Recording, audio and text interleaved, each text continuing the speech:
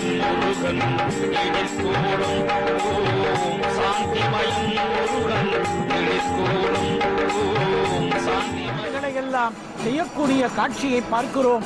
இச்சைக்கு ஆன கருவறை விமானத்தின் அந்த கலசத்தின் அருகிலே அந்த நீர் பார்க்கக்கூடிய திருக்குட நன்னீராட்டிற்கு முதன்மையாக செய்யக்கூடிய ஜொலித்துக் கொண்டிருக்கின்றார்.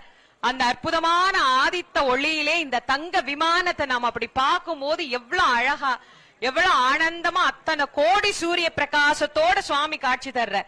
நம்முடைய மாய இருளையெல்லாம் நீக்கி உலக உயிர்களுக்கெல்லாம் ஞான ஒளியை ஏற்றுவதற்காக இங்கே பெருமான் இத்தனை கோடி கோடி பிரகாசத்தோடு அருள் புரிகின்றார். இன்னும் சில வினாடிகள் தான் இருக்கு. இந்த கல்யாணம் நடக்கும் போது இந்த பக்கம் பாக்குறதா அந்த பக்கம் பாக்குறதா பொண்ணு பாக்குறதா மாப்பிள்ளை பாக்குறதான்னு ஒரே யோசனை. அதே மாதிரிதான் கும்பாபிஷேகம். சுத்தி கலசம், எந்த கலசத்தை பாக்குறதுன்னு சில பேருக்கு கலசமே தெரியலையே, நாங்க டிவியில தானே பாக்குறோம் அப்படின்னு சில பேருக்கு. நீங்க எதில் பார்த்தாலும் சரி, உலகம் முழுக்க இந்த காட்சியை பார்த்து கொண்டிருக்கிறீர்கள். எங்கிருந்து பார்த்தாலும் சரி, இந்த 5 வினாடிகளுக்காகத்தான் நம்ம இவ்வளவு தவம் பண்ணிட்டு இருந்தோம்.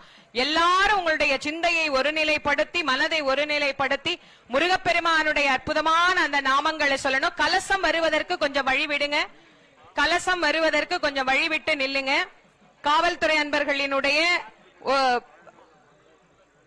அன்பர்களுக்கு உங்கள் அனைவரினுடைய ஒத்துழைப்பையும் கண்டிப்பாக தாங்க. இந்த கும்பாபிஷேகம் மேலும் சீரும் சிறப்புமாக முருகப்பெருமானுடைய அருளால் தேவாதி தேவர்கள் அனைவரினுடைய ஆசியினால் சொல்லுவது